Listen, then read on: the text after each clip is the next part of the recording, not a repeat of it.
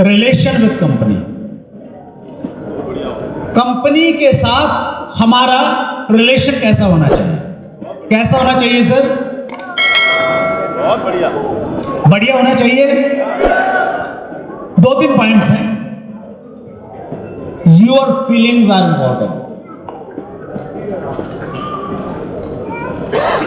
आप क्या सोच रहे हैं, लेवल क्या है वो इंपॉर्टेंट नहीं है। आपने कल ज्वाइन किया है या आप 15 साल पुराने डिस्ट्रीब्यूटर्स हैं, आपकी फीलिंग्स क्या है कंपनी को लेके, वो बहुत इंपॉर्टेंट है। एक कहानी शायद मेरी बात आप तक पहुंचाए।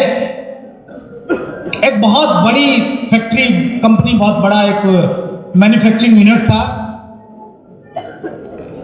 5 बजे छुट्टी होती है, हजारों कर्मचारी बाहर निकलते हैं। कोई साइकिल से जा रहा है, कोई बाइक से जा रहा है, कोई अपनी छोटी कार से जा रहा है, एक साथ। और उसी समय उस कंपनी के जो मैनेजिंग डायरेक्टर हैं वो भी अपनी एक लंबी सी गाड़ी से वो भी बाहर निकलते हैं। और जैसे ही गाड़ी गेट से बाहर निकलती है, मेन रोड पे आती है, एक कंपनी का कर्मचारी सामने जाके हाथ देता है। मैनेजिंग डायरेक्टर गाड़ी रोकते हैं, दरवाजा खोलते हैं। वो सामान्य कर्मचारी गाड़ी में बैठता है और बैठ के बोलता है कि देखिए ये किस्मत है, आज से 20 साल पहले तूने और मैंने इस कंपनी को एक साथ ज्वाइन किया था। आज मैं एक सामान्य कर्मचारी हूं और 20 साल बाद तुम इस कंपनी के मैनेजिंग डायरेक्टर बन गए। उस व्यक्ति ने कहा ये किस्मत नहीं है। आप याद कीजिए 20 साल पहले की वो घटना, जब ये कंपनी बहुत छोटी थी, शायद 10-12 कर्मचारी इसमें काम करते थे। और एक दिन रात को हम काम करके जब वापस आ रहे थे, रात के 11 बजे 2 किलोमीटर आने के बाद में मैंने आपसे कहा था ओहो एक बड़ी भूल हो गई। आपने पूछा क्या? मैंने कहा था कि हम लाइट और पंखा चलता हुआ छोड़ के आ गए हैं, उसे बंद करना भूल गए हैं। आपने कहा क्या फर्क पड़ता है, सुबह आके बंद कर लेंगे।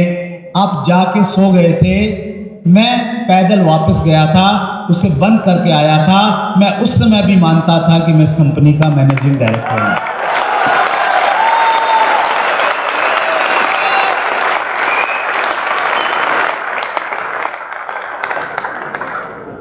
बड़ी पिन आने से ऐसा नहीं है कि आपकी फीलिंग और आपकी रिस्पॉन्सिबिलिटी लेने का जो कोई क्राइटेरिया बदल जाता है। ये आपके खून में होना चाहिए या आपकी नेचर में होना चाहिए। पहले ही दिन से आपकी ये सोच होनी चाहिए कि ये जो कंपनी है ये मेरी कंपनी है। यस और नो? ये मेरी कंपनी है, इस प्रकार की फीलिंग हो। और देखिए हम सब लोग अक्सर बोलते हैं कि हम लोग पार्टनर्स हैं कंपनी के। कितने लोग मानते हैं? और पार्टनर भी ऐसे सिर्फ फायदे के पार्टनर। हेलो, तालियां बजा सकते हैं आप?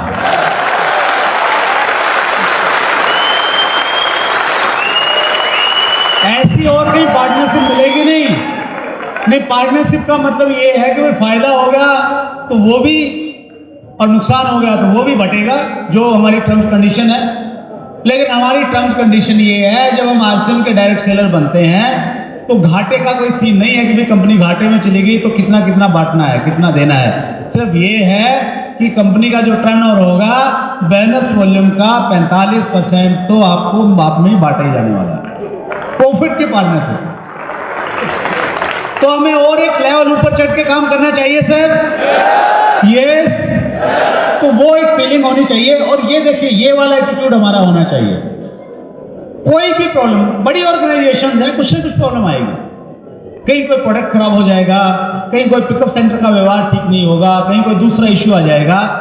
आपका ये नहीं होना चाहिए कि कंपनी का काम है, कंपनी देखेगी। कंपनी किसकी है? मेरी है। यस और नो? हम सबकी है। तो ये एटीट्यूड होना चाहिए, if there is any problem we will solve it. हम मिलके उसे दूर कर लेंगे। कर सकते हैं सर?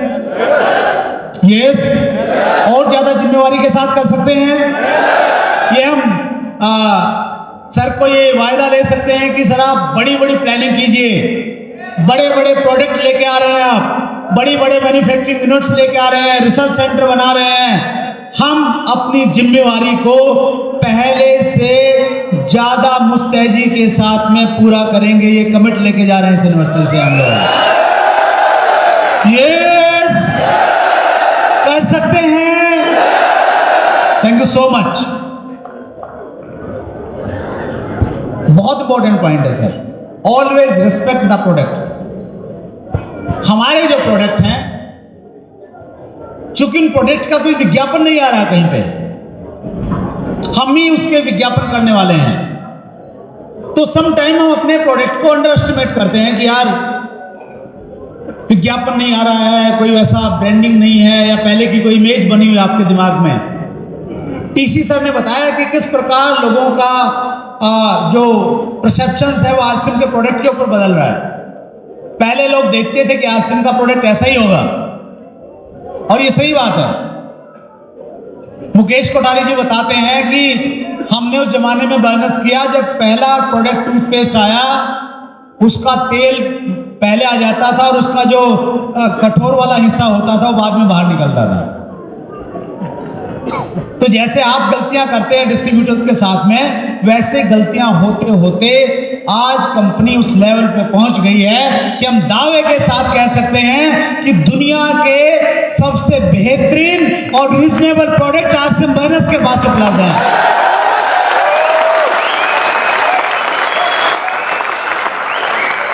और मैं बहुत विश्वास के साथ, जोश में नहीं बोल रहा हूं, बहुत हौस में, बहुत जिम्मेवारी के साथ में बोल रहा हूं। मैं एसोसिएशन का हिस्सा हूं, नेशनल और इंटरनेशनल की बहुत ऑलमोस्ट कंपनियों को मैं बड़ी नजदीक से जान गया पिछले 6-7 साल में। हमारे पास में जिस प्रकार का प्रोडक्ट है, जितनी वैरायटी है, जो क्वालिटी है, जो उसके रेट्स हैं, जो उसके स्टैंडर्ड्स हैं, जो उसमें से बिजनेस वॉल्यूम दिया जाता है, दुनिया की किसी कंपनी के पास में न है और न हो सकता है।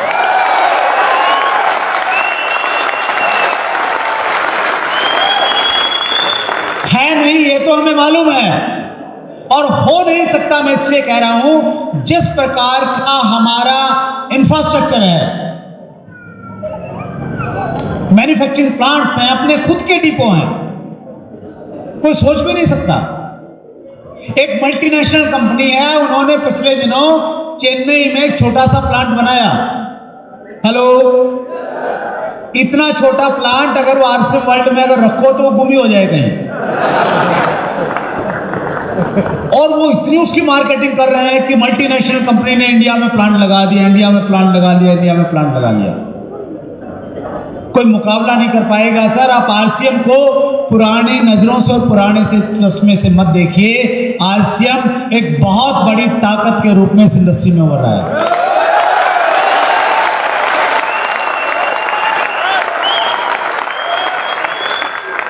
कितने लोग मानते हैं ये?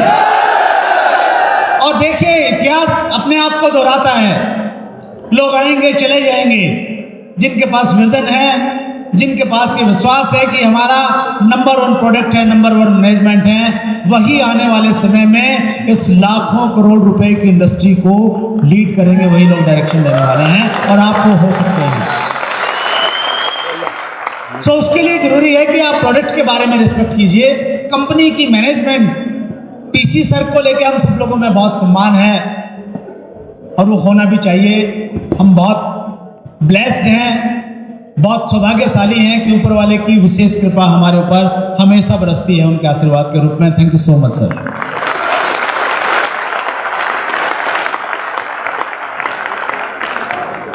सर, ये जो इंडस्ट्री है ना, ये दिखावे की थोड़ा ज्यादा इंडस्ट्री है, मानते हैं आप? हमारे यहाँ पे लोगों को बताया जाता है कि कार बिल्कुल नहीं लेनी है। हेलो, मुकेश कोठारी जी जो फंड मैनेजमेंट दिखाते हैं, वो कहते हैं कि जब तक पहले सबसे जितना पैसा आता 10% तो सेविंग में जाना चाहिए। हेलो, दूसरे लोग ये सिखाते हैं कि जितना भी आता है पहले तो 10% दे के कार ले लो, बाकी किस्तें जाती रहेंगी। जहां इतनी दिखावटी चीजें हैं, इतने दिखावटीपन है, उन दिखावटीपनों के बाद में इतनी सिंपलिसिटी और इतनी बड़ी पर्सनैलिटी हमारी मैनेजिंग डायरेक्टर हैं, इससे बड़ी सौगात ऊपर वाला हमें कोई नहीं दे सकता।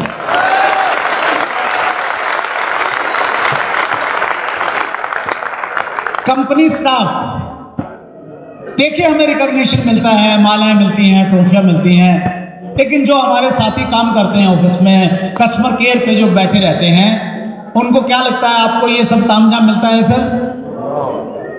मिलता है क्या? नहीं मिलता। सैलरी आपसे कम मिलती होगी या ज्यादा मिलती होगी? कम ही मिलती होगी। तो वो जो भी लोग हैं आप उनकी रिस्पेक्ट कीजिए, जब भी उनसे बातचीत करते हैं आप आदर के साथ में बातचीत कीजिए। इस बड़ी कामयाबी में कहीं ना कहीं उनका भी कंट्रीब्यूशन है, राइट सर? और कंपनी के पीयूसीज हैं, डीकोज हैं, जो भी हैं, समस्याएं हैं, चैलेंज है, इश्यू, कोई बात नहीं है, क्या है हम मिलकर ठीक करेंगे इसे, राइट सर? सबकी रिस्पेक्ट करें, ये हमारा एटीट्यूड होना चाहिए। Believe in company decisions, company ने जो डिसीजन ले लिया, अगर सब लोग मिल अलग अलग डिसीजन लेने लग जाएंगे, एक रथ में अगर 10 घोड़े हैं, वो 10 अलग अलग दिशाओं में भागेंगे तो कहीं जा पाएंगे क्या? जा ही नहीं पाएंगे कहीं भी। कब आगे बढ़ेगा वो रथ? तब बढ़ेगा जब 10 के 10 घोड़े एक दिशा में पूरी ताकत के साथ में आगे बढ़ने लग जाएंगे। अभी गोल सेटिंग की बात चल रही थी। गोल कब पूरा होगा? जब टीम वर्क होगा, सब लोग मिलकर काम करेंगे, एक डायरेक्शन में काम करेंगे, तभी हो पाएगा। सो इसलिए जो भी कंपनी की तरफ से जो भी डिसीजन आ गया, वो हो सकता है मुझे अच्छा नहीं लग रहा, हो सकता है आपको अच्छा नहीं लग रहा, लेकिन जो आ गया हमें उसे एज इट इज पालन करना। कर सकते हैं, अच्छे फॉलोअर बन सकते हैं। याद रखिए, अच्छे फॉलोअर ही महान लीडर्स बनते हैं आगे जाकर।